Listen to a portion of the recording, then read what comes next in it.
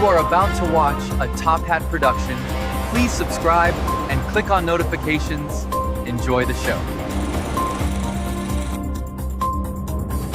Hello, everybody. How you doing? This is Charles Nolan, and I'm here to bring you a fantastic newscast for tonight. I hope that you are watching, sitting on the edge of your seat, because we are on the brink. America, Iran, and the shadow of war. Good evening.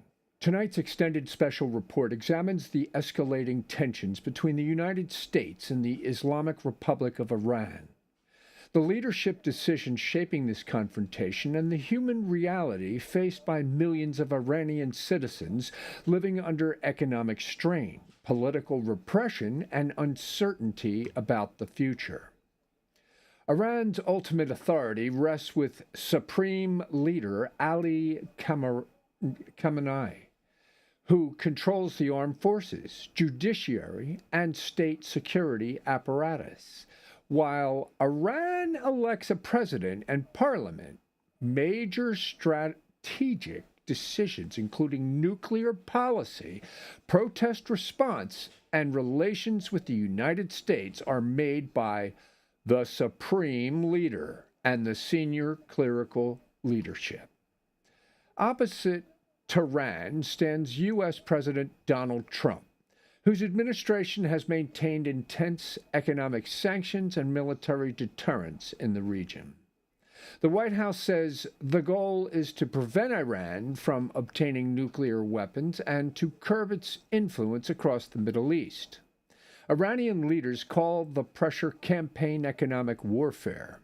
But beyond geopolitics lies a deeper story, the experience of ordinary Iranians.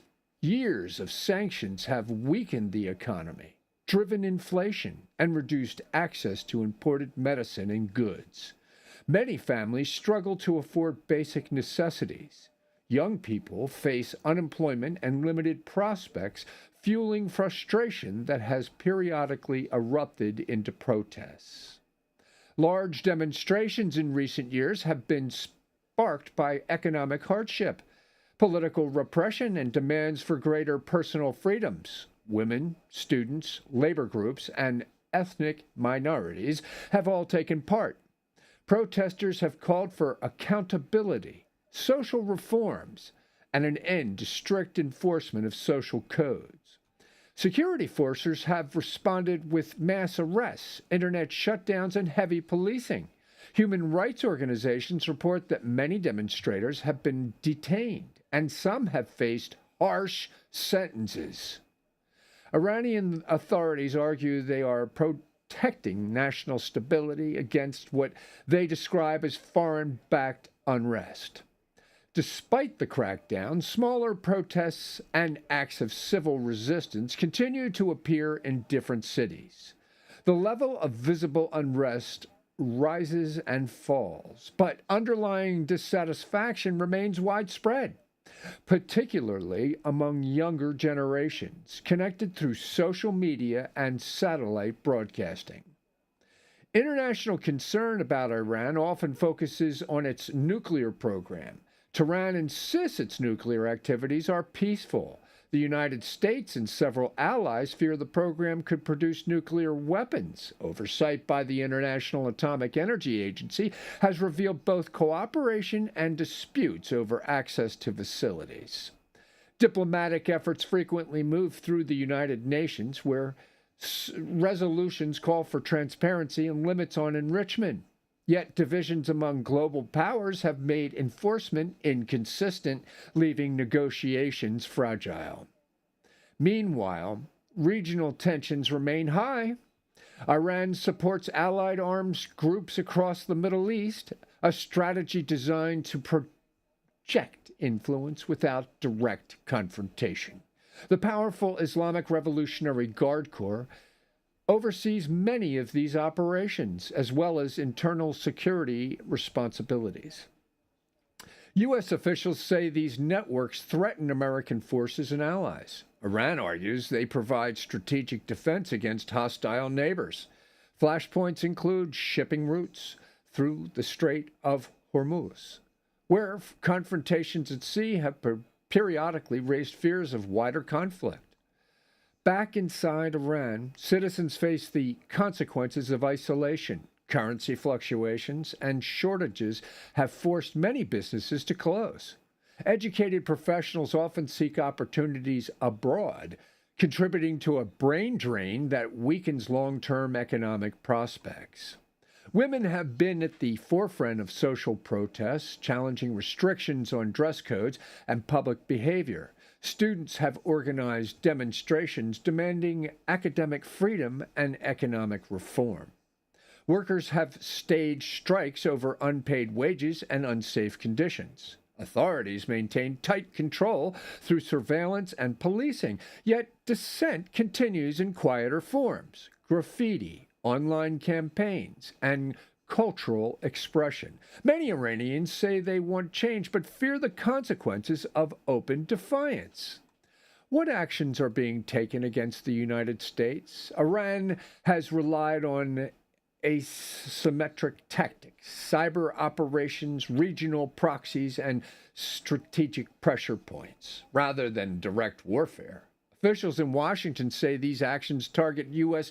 interests and allies across the region. In response, the United States maintains sanctions and a significant military presence, including naval forces and air defenses. Supporters say deterrence prevents escalation. Critics warn it increases the risk of accidental conflict. Regional powers such as Israel and Saudi Arabia strongly oppose Iran's regional ambitions and support firm measures to limit its influence. Other nations attempt mediation to prevent a larger war that could destabilize global energy markets. Many viewers are asking, is the Iranian leadership killing its own citizens? Human rights groups have documented deaths during protests, crackdowns in past years, along with allegations of excessive force. Iranian officials dispute. They're trying to say they're not doing anything.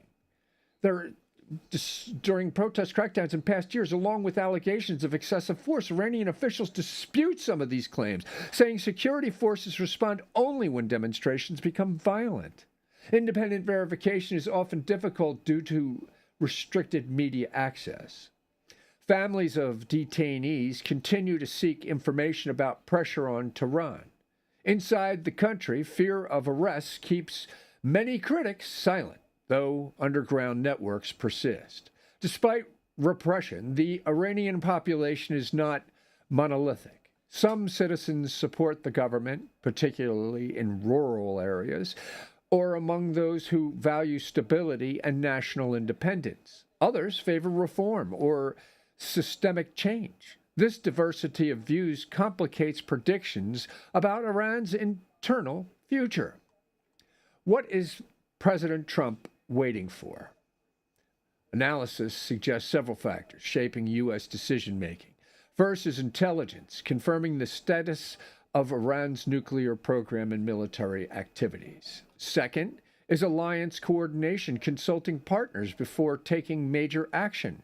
Third is risk calculation, weighing the potential consequences of military strikes against diplomatic alternatives. Direct bombing of Iran would carry enormous dangers. Iran has prepared defensive measures, including dispersed facilities and missile capabilities that could target regional bases and shipping lanes. A strike could ignite a broader conflict involving multiple countries. Economic impacts would be immediate. Disruption of oil shipments could drive global prices sharply higher, affecting economies worldwide. Civilian populations across the region could face instability and displacement. For this reason, many officials emphasize diplomacy as the preferred path. Negotiations, even indirect ones, aim to reduce tensions and establish limits acceptable to both sides. Progress is slow, often interrupted by new incidents or political pressures. Meanwhile, ordinary Iranians watch events with mixed emotions: fear of war, frustration with economic hardship, and hope for a future less defined by isolation. In the United States, military families and policymakers alike understand the stakes of any escalation.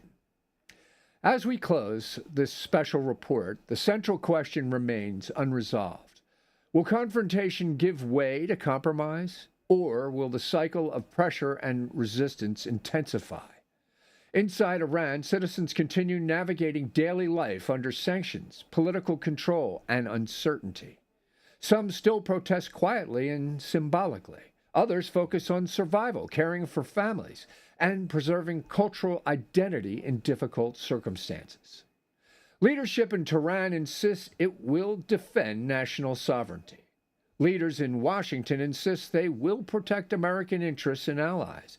Between those positions lies a narrow path where diplomacy must operate. History shows that U.S.-Iran relations have repeatedly moved between crisis and negotiation. Whether the coming months bring renewed talks or heightened confrontation will depend on decisions made by leaders and the resilience of the people affected by those decisions. For now, there is no confirmed plan for bombing Iran. Thank God. But contingency plans exist as they do in many international disputes.